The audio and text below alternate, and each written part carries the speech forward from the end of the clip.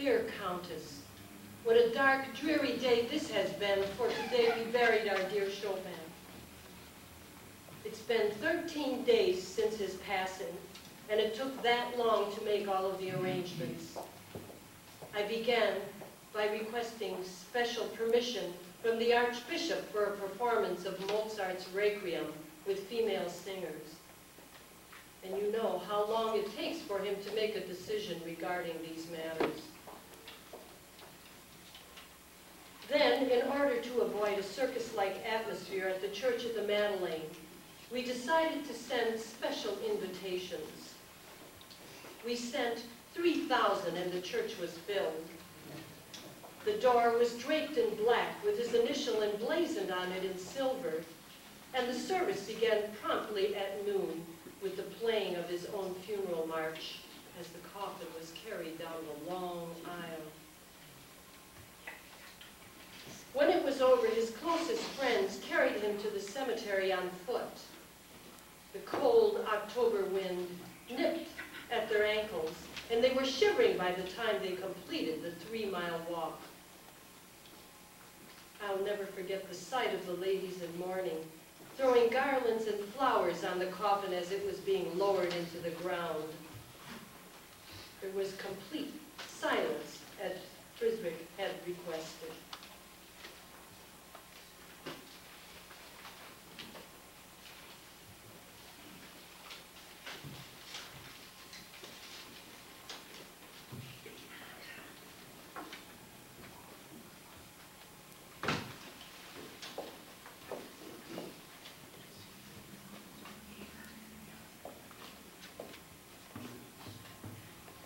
Maestro Zivny, his first piano teacher, was a strange fellow who evoked laughter as he walked down the street in his brightly colored and ill-fitting frock coat.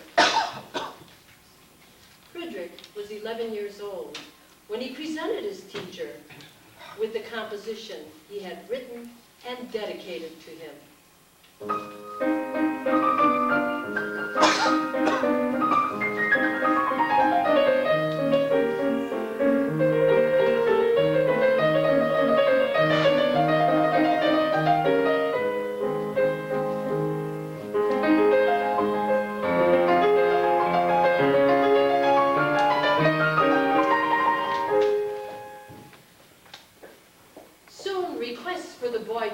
Began pouring in.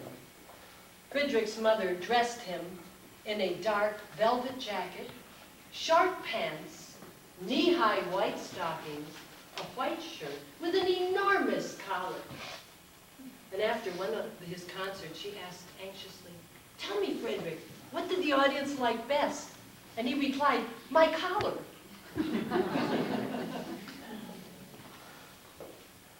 His father did not wish to exploit his talented son, so sent him to the country for several summers.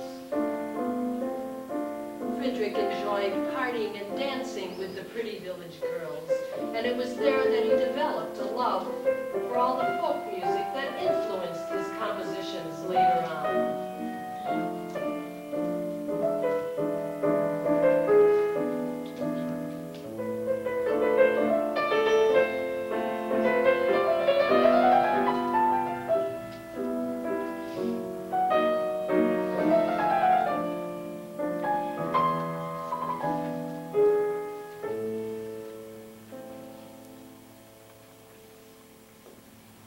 He was 19 when he took a trip to Vienna, and it was there he received his first critical review abroad.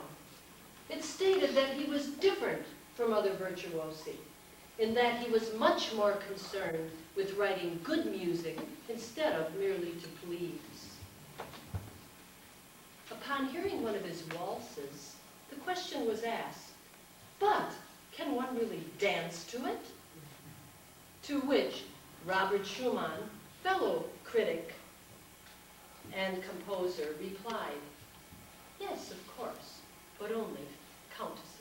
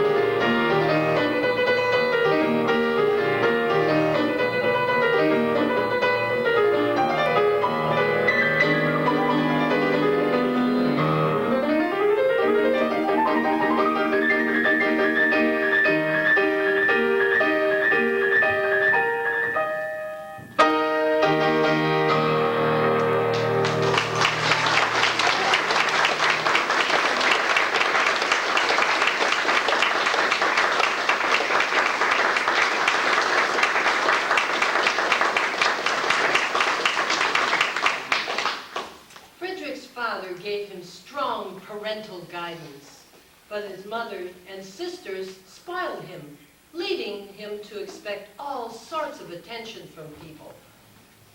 This doting attention made it difficult for him to make decisions throughout his life. However, he knew if he were to grow as a pianist and a composer, he would have to leave Poland. And after many agonizing months, he left Poland forever. Destination was Paris. On his way there, he stopped at a hotel in Stuttgart. And it was there on September 8th that he had heard Poland had fallen to the Russians. He imagined that all of his friends and relatives were either murdered or taken as prisoner. He wrote in his diary, "I sit here doing nothing, pouring out my grief on the piano. Oh God, let the earth tremble and swallow up this generation."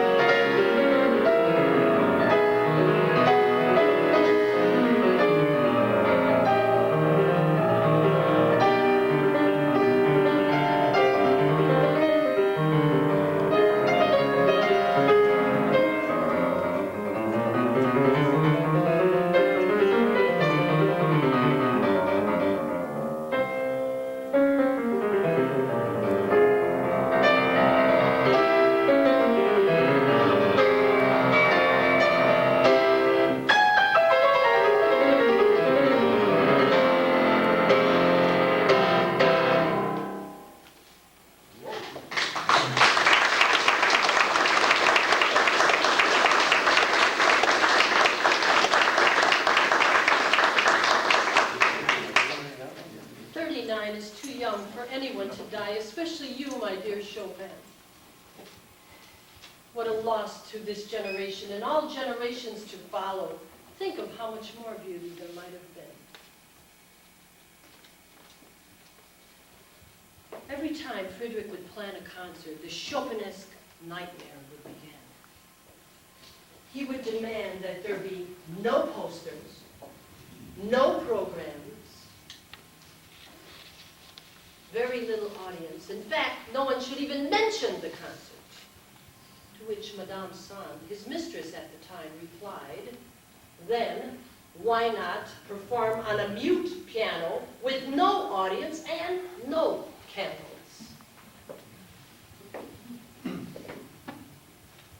Frederic commented, I am not fit to give concerts. The crowd intimidates me. I feel excluded. fascinated by its eager breath, paralyzed by its inquisitive stare, silenced by its alien faces. He preferred instead to perform in small salons, surrounded by his friends. Because of his exquisite manner and regal bearing, he was always surrounded by women, swooning and fawning over him. "Oh, Frederic, dear, turn up your collar so you don't catch cold. Frederic, come to my house tonight for dinner. I have prepared your favorite meal." Outside his room while he was composing, you could hear his footsteps pacing back and forth, alternating stamping, shuffling, and tapping. Pens would break in two. And he would play the same measure over and over for what seemed to be 100 times, only to begin again in the same way the next day, and then again the next. His sensitivity is hidden behind his fine manners, and he never fully revealed himself to anyone. But the passion, the love, and the tenderness is in his music.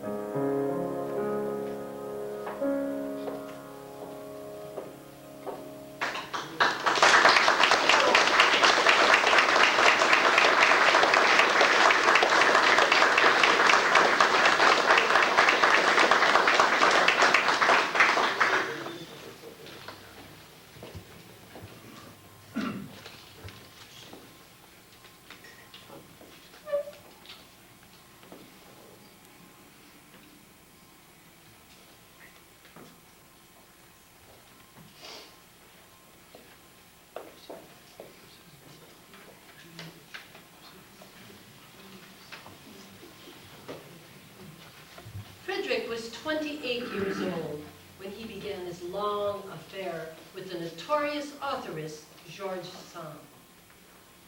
At that time, she was the more popular of the two and would often entertain all sorts of artists in her home, each performing in turn. She would often have them read excerpts from whatever novel she was working on, and would frequently incorporate the mannerism and traits of her friends into the characters of her novel. They were thinly disguised and overtly recognizable. And it would prove quite embarrassing if she had a disagreement with any of them. She was 6 years older than Frederic and had as many lovers as he had years. It was an odd combination. Chopin with his fine manners and the cigar-smoking Georges Sand, who wore men's clothing. She had an estranged husband and 2 children. Madame Sand decided that they should take a trip to Mallorca, Spain, to avoid all the comments and questions of their friends and acquaintances. It proved not to be a wise choice, for the foul weather and rainy season began and aggravated Chopin's delicate health. He coughed with such violence that he spat blood, and the natives were horrified and exiled him to a deserted monastery halfway up the mountain. Chopin describes the room he occupied as being tall and in the shape of a coffin. His bed of straps was opposite a window, and next to it was a hopeless square desk that could hardly be used to write on because it was so misshapen. On it was a crude candlestick that provided little light and would go crashing to the floor with the slightest movement in the room. The narrow corridor outside the room was damp and cold, and would echo with the imaginary footsteps of the old bell ringer who died years ago. The windows had no glass in them, and through them the wind would whistle and howl, conjuring up all sorts of weird images in Chopin's mind.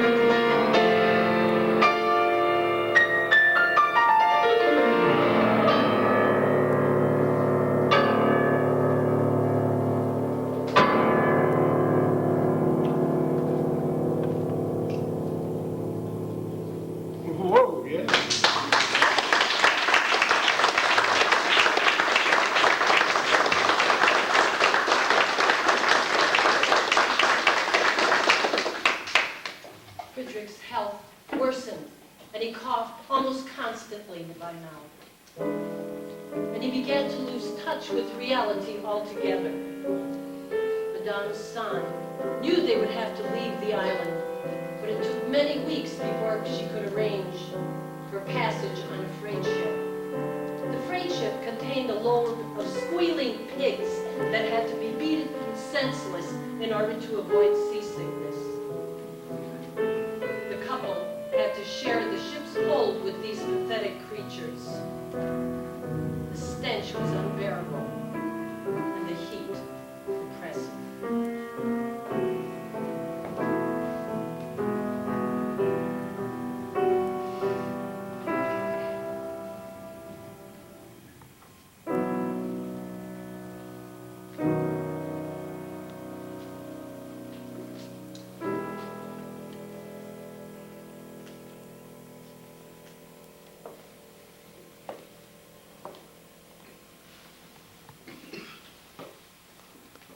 Chopin's inability to make decisions referred primarily to major decisions in his life. The small things were decided upon quickly, and he would demand that his orders be carried out immediately. On one occasion, he wrote to order wallpaper for his new apartment. It should be dove gray, the shiny kind, not the dull kind he had before. And it should have a dark green border. And the curtains, they should be of white muslin of the same fine quality he was accustomed to. And he also added, also go and get me the back scratcher. You know, it's in that store down that crooked street with the strange doorway. Get me one with an ivory handle and an ebony hand.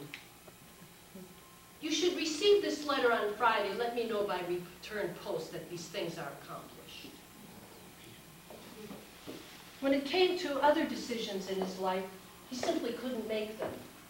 Once, in preparation for a concert, he called his tailor and ordered a new suit.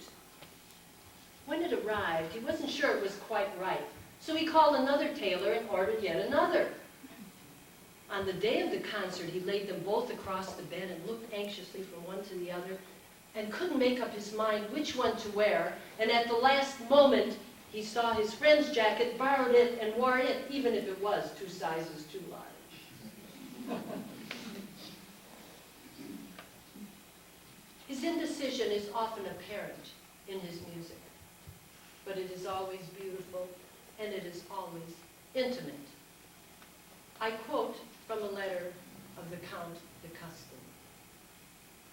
The melancholy of your compositions penetrates still deeper into the heart, and one feels alone with you in the midst of a crowd. It is no longer the piano that speaks, but a soul.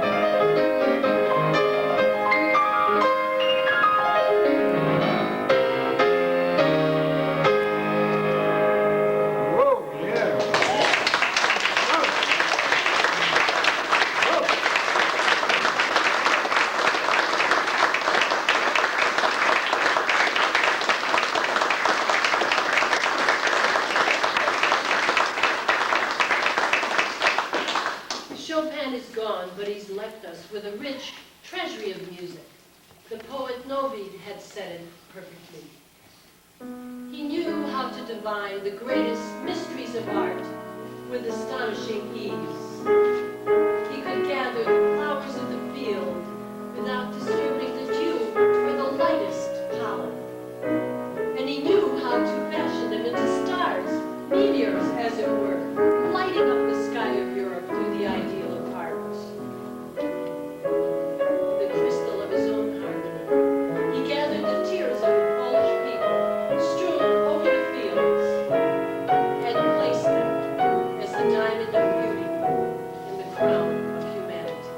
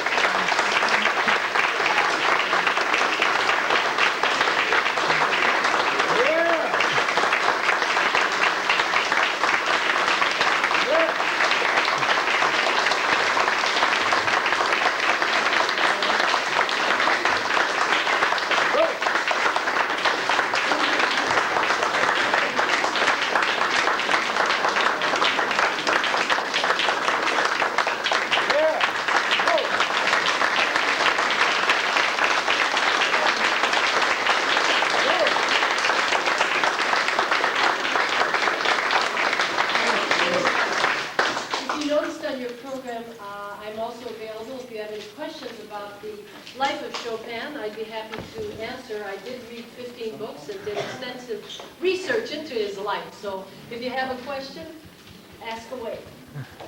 If you don't, that's okay too. Yes? After we got back from that trip, how long did you live after that? He was pretty close to his death at that time. That really finished him off when they took the trip to Mallorca. However, that affair lasted 10 years, and I forget the exact year. I can't give you that information. But that was truly the beginning of the end for him. And I was, happened to be in Spain, very close to Mallorca, right across, and it is the foulest weather. I got pneumonia at that time, coughed constantly. It's, and if you're tubercular, which is what he died of, you can see where that would have really been a horrible experience for him. What was the reason they went there?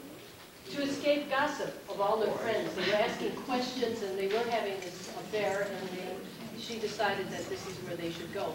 Not that she had many affairs at the time they met, if you recall in the story. She had at least... Why that particular place? They went somewhere else? Or well, because it was nearby. They were in France, and Mallorca, Spain was close by. Is it very beautiful? Mallorca? I didn't go to Mallorca. I was right across from it. I should have gone at that time, but I really got too sick to go. Really and truly. And Sitges, that whole area on the Mediterranean, is quite beautiful. Very beautiful. But it's strange weather. It's very, very hot during the day, and then at night it cools down incredibly, and that's how you get sick. And so it must be similar in Mallorca. I understand you're going to be interviewed for one of the TV stations. Pardon me? I understand you're going to be interviewed by television. Not about this. I'm going to be interviewed about the Miss America pageant. They're coming at around 5 o'clock, I believe, for an interview. So it's quite a day today. Which channel? Channel 4. And I don't know what time it will be on. I know nothing except they're sending a reporter out. why Miss America? Because I also run fashion shows and I do train people for pageants also, and so they want to ask questions about what my opinion is about the swimsuits, the elimination of the swimsuit, and other questions, who knows? And I have an opinion. Listen in and then you'll see. Well, thank you. It's a little bit of a different look. Did I grow or am I wearing high heels? Maybe a little bit of both. Huh? I look taller. It's the long, one expanse of dress. Yes. I'm sorry we couldn't turn the fans on, but with the candles, I couldn't even get them lit. Yes? Who were Chopin's contemporaries and how was he viewed by them? He had very wonderful manners, but he kind of ignored them. Just imagine, at the time of Chopin, we had Schubert, we had Franz Liszt. They were friends and enemies. They fought all the time. And if you read some of his letters, it's quite amusing what they said about each other. Beethoven had, I think he met him once. He died sometime within that time period. Robert Schumann. So that was really a bumper crop of wonderful composers at that time. And there were comments made about him. Someone had made, I can't remember which composer said, oh, maybe the music's beautiful, but a little too sweet for my taste. They were all very jealous of each other and had comments to make. Liszt, and he always fought about the music. Liszt's mistress was very interested. Did any of you see Impromptu? Yeah. That movie, I saw the first one also. I have both tapes of both. The one from a long time ago with Tyrone Power, I think. I don't remember. But that was so inaccurate and ridiculous, it wasn't even funny. Impromptu was very, very accurate. Very accurate. And the women would fight over who had the most famous composer. Marie, who was Liszt's mistress at that time, would fight with George Sand. And she wanted to weasel in there and be next to Chopin because he was becoming more popular than Liszt was, and started all kinds of trouble. So there was an element of truth in that, in Impromptu. Some of the things I never read where he had any duels with anyone. They always have to add. The information I imparted to you today is all based on fact. Everything. Was he raised from a poor family? His father was he raised from a poor family? I should repeat the questions if you can't hear them. His father was French and moved to Poland and married a Polish woman. He was a teacher. And they were moderately well off. He was born in Poland, and when he died, they removed his heart. They did gross things then, and his heart is in Poland and his body is in France. And you know, the amazing thing, if you've ever been to Europe, is it amazed me. Of course, the U.S. is not that old. You know, we're only a couple hundred years old, but I've been in churches that were built in 1200, and they're still there. I mean, it's absolutely incredible. So one of the pianists that I'm well acquainted with had made a pilgrimage, Chopin pilgrimage, and was in the George Sand home in Nohant, France, and it still stands too. And it said, look in the bedroom, somewhere she inscribed a date. And it was either the first time they made love or the last. So I really, if you've never researched anyone, it's a strange thing. When you read that much, and you read a lot of correspondence and go through that much literature. When I picked up his music, I play some piano myself. I'm not the caliber Pat is, however. But when you see the dedication, I thought, I know that person. And you don't. You just read so much, you feel that you know them. It's a very fascinating thing to do. Time-consuming, but very fascinating. At that time period, were there any women composers? Yes, Robert Schumann, Clara Schumann, his wife, was a very good composer. But at that time, I mean, George Sand, her name is Madame Aurore Dudivant, was her name. But she took the pen name because women just didn't do those things. She was very gutsy. She didn't care. And did play the whole role with the men's suits and the smoking the cigars and the whole thing. And she was very successful. Everyone knew who George Sand was, and they accepted her. But in the case of Clara Schumann, Her works were not acceptable. Now you hear some of them and they're quite beautiful. What was Chopin's mother's name? Was that a Polish name? Yes, I'm trying to think. Czartoryski, I think her last name was. I forget what her first name is. Sorry to say, but the last name I think was Czartoryski. And then I tried, then you start on these things and you think, where does it end? Then I started to read a little bit about George Sand, but I had to really concentrate more on Chopin's input. You get a little crazy, I think. His father, they commented that there's very little known about his father, and people have gone to France to try and research, and they found nothing. So there's very little known about him at all, except the couple was very happy. Chopin did have, I believe, 2 sisters, and one died of consumption, as well as Chopin, way before he did. And then her name, I believe, was Amelia, and I forget the name of the other one. You ever taken any piano lessons before you made a symposium? Yes, his first teacher was Maestro Zimny, and he wrote his first piece. I think he was around 8 when he composed his first piece. I mean, isn't that astounding? And at 11, that piece that Pat played is the actual piece that he dedicated to his teacher. I chose all the music, and I kind of have it in order. Also, the one piece, the Revolutionary Etude, supposedly was, or at least the rough draft done when he was in that hotel room at Stuttgart. So, I mean, it definitely ties in. All of the preludes, including the one you heard, that spooky one, from Mallorca, and that was the 24th prelude, near the end of their stay. He was commissioned to write those 24 preludes, and did write all of them while in Mallorca. So that is especially meaningful. And he was hallucinating and imagining all kinds of things. But when you're that ill, I guess you would. Yes?